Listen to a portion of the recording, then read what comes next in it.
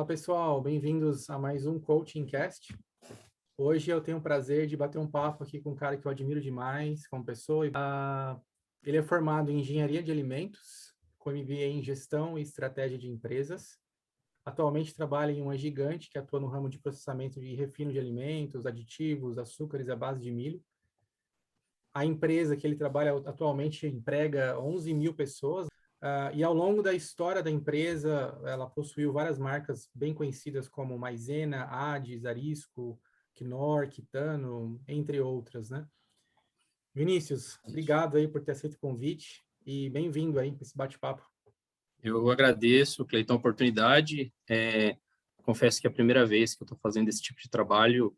Acho muito interessante a forma como você está fazendo. Parabenizar você também pelo trabalho que você vem fazendo com isso. Está muito legal. E compartilhar um pouquinho da minha história, que eu acho que é bacana a gente pôr para frente todas as experiências que a gente recebeu, oportunidade das pessoas entenderem como funcionam os diferentes mercados de trabalho hoje em dia. Isso está muito bom. Perfeito. Bom, vou começar com uma pergunta básica aí. O que fez você escolher o ramo de engenharia de alimentos, né? O que te motivou a essa profissão? Isso foi, na verdade, um sonho que eu tive, né? Quando eu era mais novo, eu sempre tive muita habilidade com física, sempre gostei muito de química, sempre eu gostei bastante dessa parte de exatas. Então, prestei para uma universidade pública, tive a oportunidade de passar em Pirassununga, onde eu fiz engenharia de alimentos, e, assim, fui super feliz nesse meu curso. Eu acho que isso agregou valores, né? Me expôs coisas que eu dentro eu tinha, que depois eu fui descobrir, habilidades novas. Isso realmente me motivou, principalmente mexer com tecnologia, mexer com processamento de alimentos, processamento químicos, isso me motivou bastante. E aí, quando, quando eu passei na faculdade, dentro da minha faculdade eu já me senti em casa, porque eu tive contatos com pesquisas, né? Eu fui bolsista de um programa do governo para desenvolver projetos, tive publicação em revistas de pesquisa e sempre fiquei bem envolvido nessa parte de processos. É assim, desde quando eu comecei a minha carreira, assim, isso sempre me alegrou e me motivou. Então, eu acho que foi uma escolha acertada e assim, eu entendo que eu consegui ver o que eu tinha de vontade quando eu era mais novo e acertar a escolha da carreira e isso seguiu o rumo para mim que hoje até hoje, para mim, isso impacta na minha profissão, na minha carreira. Hoje, eu acho que foi uma escolha acertada, assim, não tive dúvida disso. Mas o que me motivou mais foram essas habilidades, com esses conhecimentos técnicos que eu sempre tive.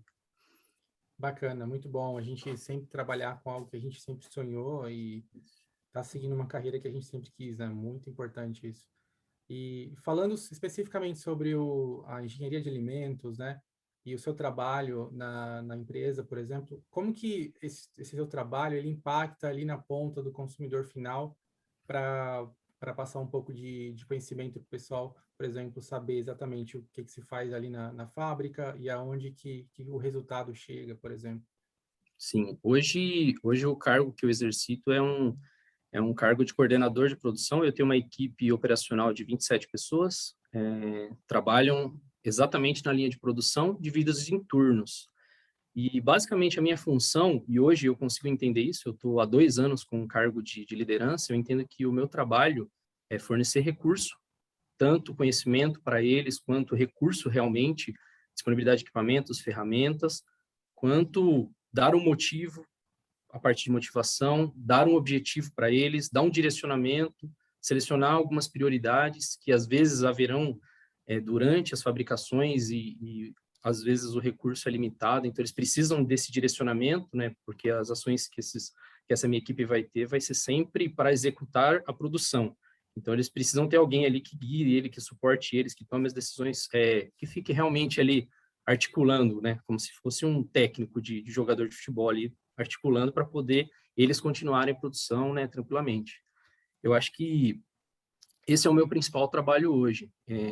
Hoje eu trabalho bastante focado numa gestão de rotina, então a fábrica que eu trabalho é uma fábrica que produz bastante volumes de produção, então ela trabalha como se fosse um esquema Fordismo, então a gente tem umas variedades de produto, mas é em bastante volume. Então, Minha função é garantir que os operadores meus tenham padrões, os meus operadores tenham conhecimento, tenham o treinamento necessário, tenham as habilidades necessárias, estejam no lugar certo, os equipamentos funcionem de maneira correta. Então, é minha responsabilidade também garantir manutenções, troca preventivas dos equipamentos para que todo esse sistema funcione de maneira orgânica e de maneira ininterrupta. Bacana, muito bom. Cara, falando sobre um insumo extremamente importante aí, que é um dos que é mais conhecido aí no mercado, né, de alimentos, que é o amido de milho. Talvez poucas pessoas saibam realmente da importância desse insumo aí em diversos itens de consumo. Eu queria que você falasse um pouquinho mais sobre o amido, onde que ele é aplicado, o que que as pessoas consomem que tem amido hoje, por exemplo. Sim, eu acho bem engraçado que quando falei para minha família que eu estava trabalhando na fábrica que fazia amido de milho, né? A primeira impressão era que, assim, não, você vai fazer as caixinhas de amido, né? E hoje eu tenho uma realidade que no 80% da produção nossa de amido, que é efetivamente o pó branco que as pessoas encontram no mercado, a gente fornece para a indústria de papel. E isso é uma aplicação bem diferente, né? Vou dar um exemplo aqui de aplicação que você tem, né? Esse amido, a gente faz algumas modificações químicas, então a gente entra no processo quimicamente, faz algumas modificações químicas, ao ponto de conseguir propriedades diferentes para alguns tipos de aplicação. Vou dar um exemplo para você que acho que é um exemplo que eu gosto de usar bastante, que ele é bem didático. Antigamente, não sei se você recorda, mas as folhas de papel, elas colavam. Era um problema que a indústria tinha, né? Então tinha que ficar soprando as folhas, tinha que ficar liberando as folhas. E foi desenvolvido um amido que ele tem cargas que se repelem, que hoje em dia você coloca no papel e ele faz com que o papel se solte com mais facilidade. Isso é um tipo de modificação de amido e que a gente tem aplicação. Um outro exemplo que é bem interessante é para embalagens de alimento, essas empresas que fazem comida tipo fast food. Todo aquele papel, ele tem como se fosse uma camada ali fosca, que não deixa que a gordura ou a água passe para o lado do papel. Então, o seu lanche, ele é sempre, você embrulha ele, ele vem com com todo o alimento ali conservado. Um amido especial, né, que a gente fabrica quimicamente modificado, que dá essa propriedade de barreira. Então, isso é tudo a partir do amido. E assim, as aplicações são infinitas, né? A gente tem, por exemplo, se você pegar fermento em pó e você lê no rótulo do fermento em pó, o primeiro ingrediente que tem é amido, que também dá uma propriedade para poder dispersar. Então, eu diria para você que amido está presente com certeza na maioria das coisas que você tem em casa, tanto alimentos, quanto cuidados pessoais, quanto efetivamente roupa, têxtil também, quanto a parte de papel, isso é uma aplicação bem grande também. Muitas das pessoas imaginam que é somente aplicação em alimentos, e não é. Ele é realmente uma fonte de carboidrato, ele é extraído do milho principalmente, né, que é onde a fonte principal que a gente retira o amido, mas as aplicações dele são diversas, assim. Perfeito. Ou seja, existe toda uma tecnologia por trás do amido aí para deixá-lo de uma forma mais aplicável em diversos setores, né? Então, não é só utilizar o amido puro ali, né? Existe uma modificação, uma adaptação ali para ele servir de insumo até mesmo para a indústria de papel, que é bem interessante, né? Isso. É engraçado porque teve notícias nos tempos atrás de falar que a nossa cerveja brasileira ela é feita de milho. E realmente as cervejas que são consideradas pilsens, né, as cervejas mais comuns, elas utilizam um açúcar que ele é derivado do milho. Então a gente passa num processo de quebra desse amido, ele vira um açúcar e esse açúcar você coloca na fermentação para poder otimizar o processo, para poder ganhar em tempo de fermentação, em realmente eficiência da sua produção de cerveja. Isso é uma aplicação assim que as pessoas me questionaram na época. Eu falei, sim, é verdade. Agora, falar que uma cerveja é ruim porque ela é feita de milho, eu já discordo. Aí eu não acho que é verdade. É verdade. Não, bacana, show de bola, cara. Referente falando um pouco sobre o trabalho em uma planta industrial, né? A gente sabe que é um setor que tem algumas diferenças aí comparado a empresas aí que a gente trabalha dentro do escritório, ali em um ambiente controlado, enfim. E aí, como é trabalhar dentro de uma planta industrial? Como que é a rotina de trabalho? Como que você se adaptou a isso aí no dia a dia? Isso assim, trabalhar numa planta industrial hoje, se a pessoa me perguntar o que que você caracterizaria, primeira coisa seria a atenção. Por quê? A parte de segurança nossa envolvida, ela é muito crítica. A gente está expostos, né? Nós estamos expostos a equipamentos, nós estamos expostos a materiais quentes, nós estamos expostos muitas vezes em alturas, porque os prédios lá são industriais, são prédios grandes. Então, é um dinamismo que você tem atenção, você tem uso de equipamento de proteção individual que você tem que respeitar para você se proteger, você tem que proteger as pessoas, você tem toda uma questão de deslocamento que você tem atenção, você tem até uma questão de dinâmicas diferentes, por exemplo, conhecimento de procedimentos de segurança, evacuação de área, conhecimento de onde você não pode ir, que são áreas classificadas, onde você pode ir.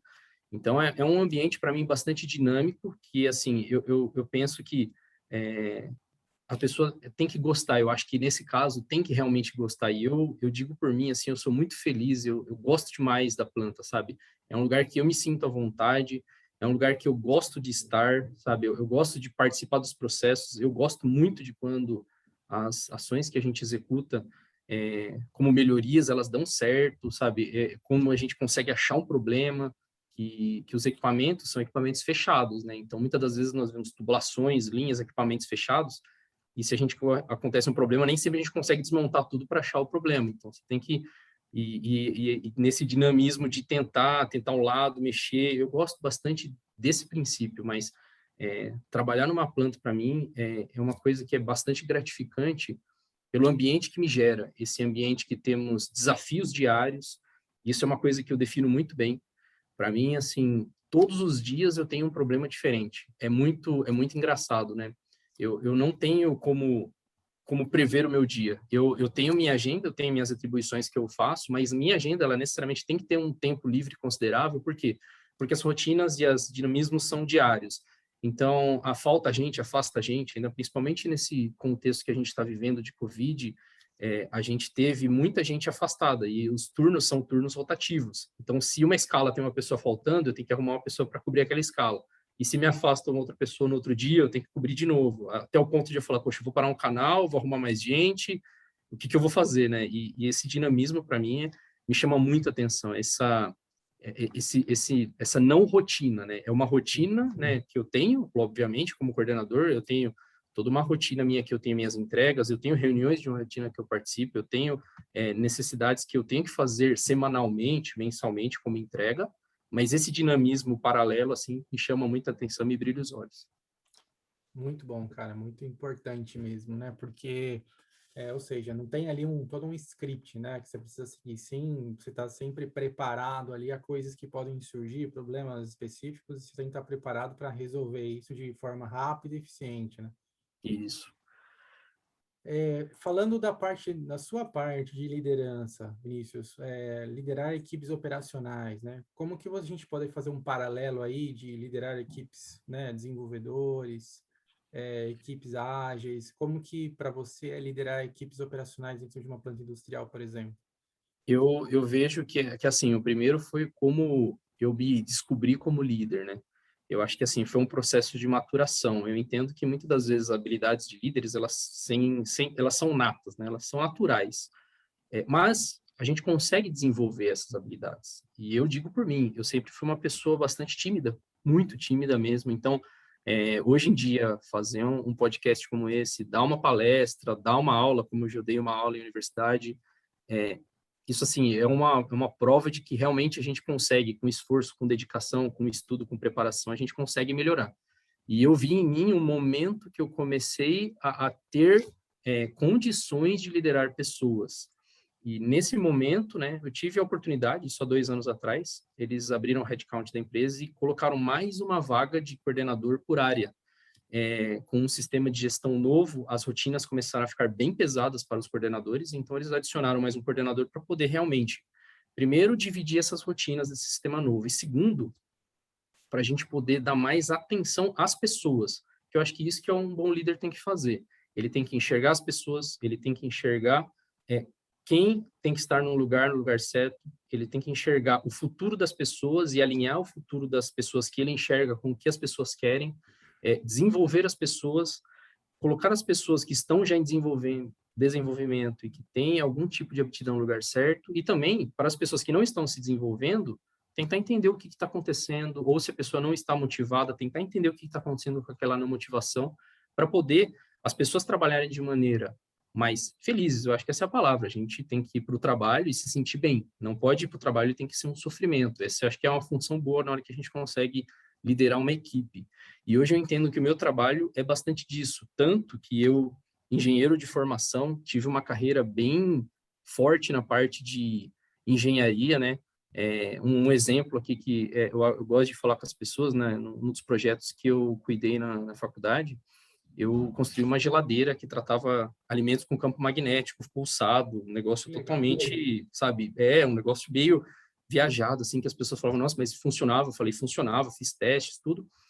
E aí, hoje, eu tenho que lidar com pessoas. Então, o que eu estudo hoje, o que eu pesquiso hoje, o que hoje tenho que sempre considerar é o quê? É motivação de pessoas, um feedback de maneira correta, sincera, que a pessoa entenda, essa comunicação com as pessoas para não deixar dúvidas, dar um propósito para as pessoas, passar clareza e transparência na hora que você é um líder delas, não pode você deixar um bloqueio que as pessoas tenham medo de reportar um problema para você, porque se elas tiverem um medo, o problema vai ficar lá, e aí esse problema pode ficar maior ainda, e isso pode acabar impactando no cliente.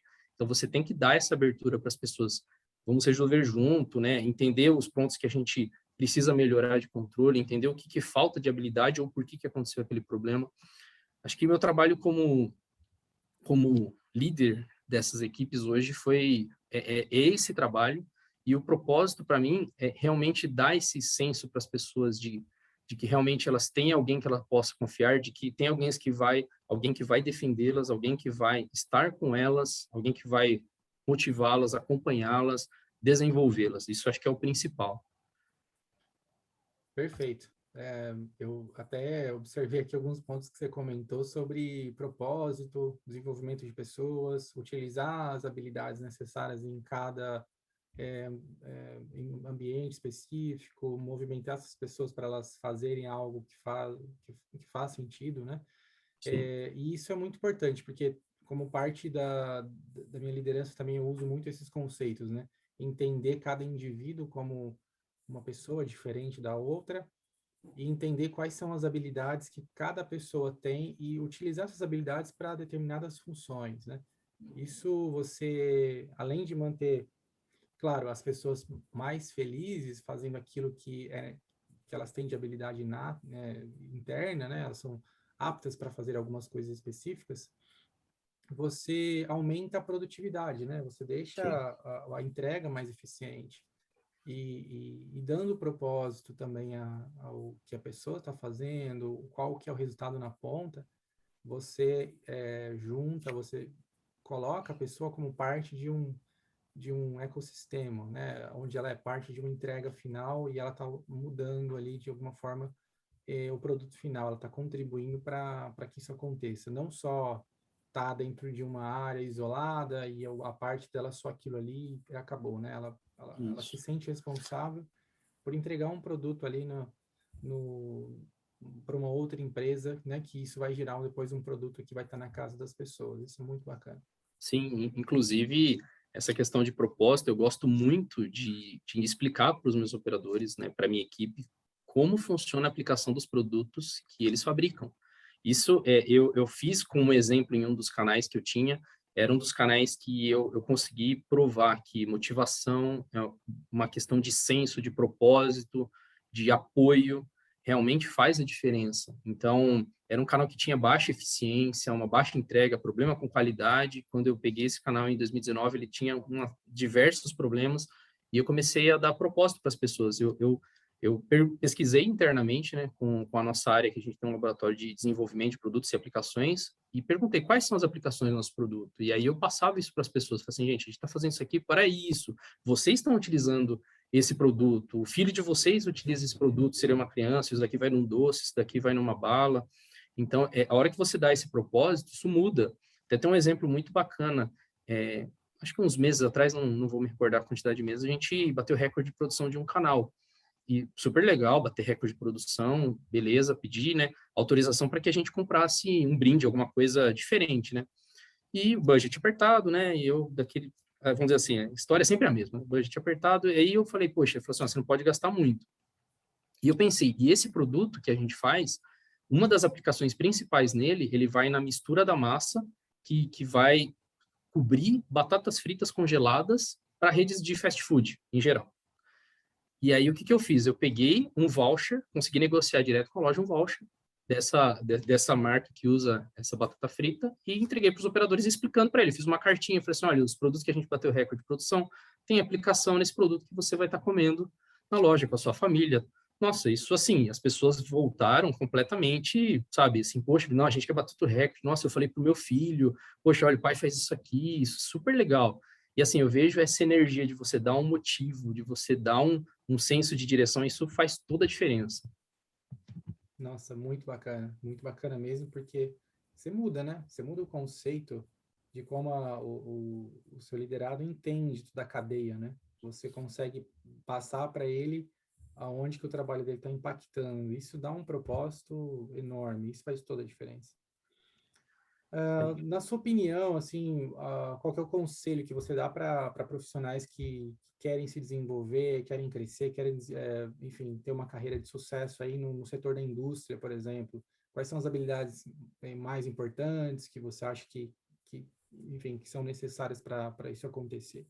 Olha, eu trabalhando numa fábrica, uma fábrica que roda 24 horas por dia, 7 dias da semana, sem parar, então eu entendo que o primeiro ponto assim que a gente tem são dois os principais. Primeiro é lidar sob compressão.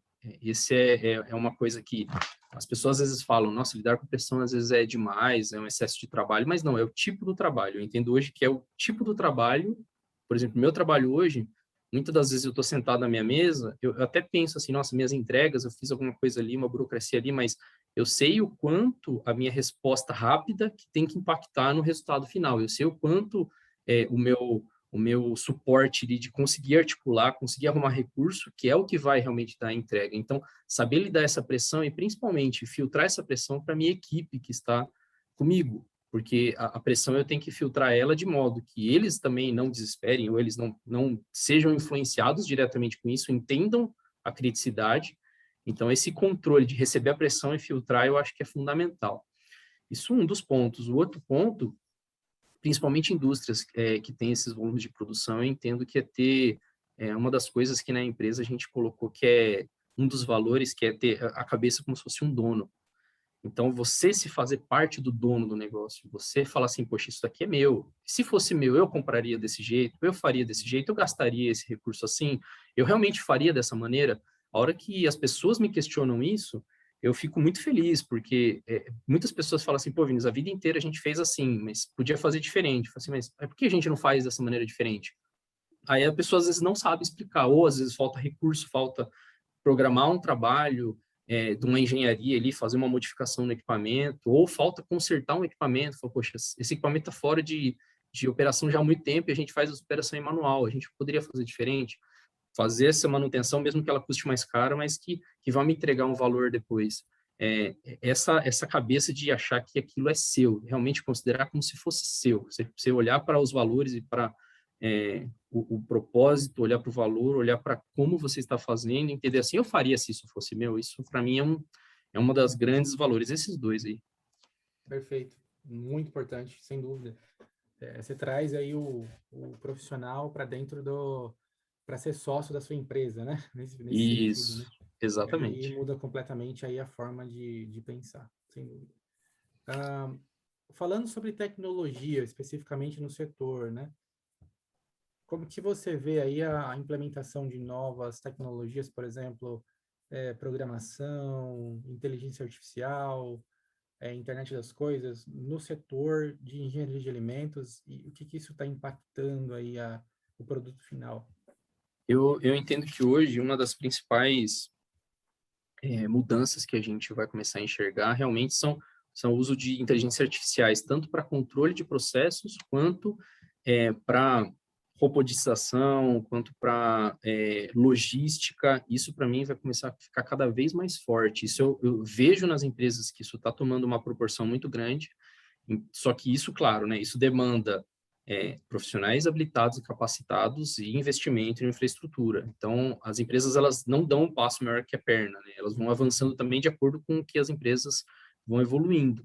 Mas eu vejo que isso vai começar a ficar cada vez muito forte, ou seja, você ter menos trabalhos manuais, efetivamente, de lançamentos de controle, e mais trabalhos automatizados. Porém, esse tipo de profissional, ele não vai, vamos dizer assim, perder o emprego, porque eu entendo que com uma automatização, com esse tipo de controle, a demanda de profissionais mais capacitados em quesito de programação, na fábrica que eu trabalho, nós temos PLCs industriais, supervisórios, então, assim, demanda programação, manutenção da programação, às vezes algum conflito, então, diariamente, eles ficam programando, reprogramando, mexendo em lógica, mexendo em servidores, então, vai haver cada vez mais essa demanda desse profissional, e menos profissionais operacionais, que isso sim dá para operacionais, eu digo manuais, né? Que fique mexendo em alguma válvula ou abrindo uma tampa de inspeção, alguma coisa do tipo, para poder fazer esses trabalhos. É isso que eu enxergo como futuro na indústria, assim. Então,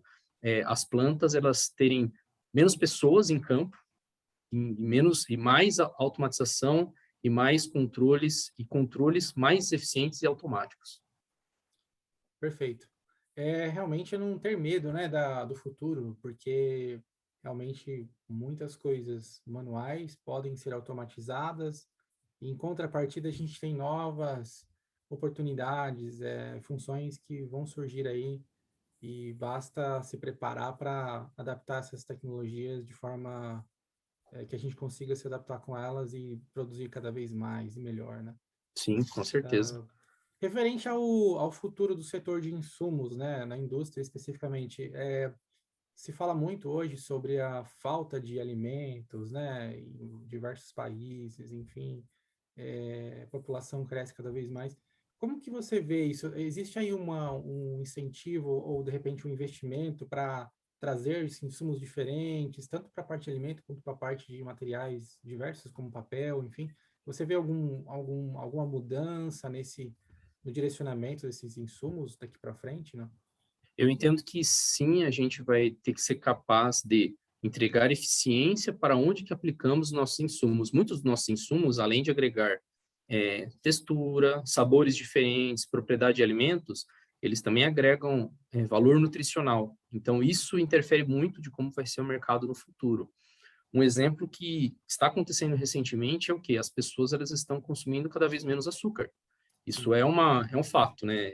Isso é dados reais, não é uma invenção assim. Então, isso a empresa percebe. Então, as empresas têm que ser ágeis o suficiente para mudar a questão estratégica e conseguir entregar produtos que atendam a esses clientes novos e todas as certificações novas que existem, pessoas que são veganas, pessoas que têm restrição alimentar, esse tipo de condição ela tem que ser atendida. Mas no mercado de insumos, principalmente nosso, que é uma parte industrial e de alimentos, eu acho que assim, não haverá diminuição desses insumos, haverá sempre um aumento. E na minha visão, isso é bem interessante, porque nesse quesito nós temos que ser cada vez mais competitivos. Então, ser competitivo é o quê? É entregar em volume, entregar em qualidade e entregar com um preço justo. E todos esses três quesitos fazem parte da planta. Todos esses três quesitos estão na mão da planta, não estão como responsáveis numa questão de venda. Por ser mais produtivo, nós conseguimos evitar falhas, evitar erros, evitar quebras de equipamentos e os nossos canais rodarem com uma eficiência muito maior. Para termos uma qualidade melhor, é a mesma coisa. Nós precisamos ter padrão, entender, controlar, realmente arrumar o problema antes de ele acontecer. Isso tudo, essas informações vão acabar gerando competitividade. Para mim, é esse lado hoje que está pesando na balança. Então, a gente tem uma demanda maior, mas a fábrica tem que ser cada vez mais competitiva. Ela tem que reduzir os custos, utilizar os custos de maneira mais sábia e também os recursos que estão disponíveis da melhor maneira possível. Perfeito. Cara, a gente está chegando aqui nas nossas considerações finais e, claro, eu gostaria de agradecer aí seu tempo, disponibilidade sempre, um papo extremamente agradável. Dá para a gente ficar falando aqui por 2, 3 horas, né?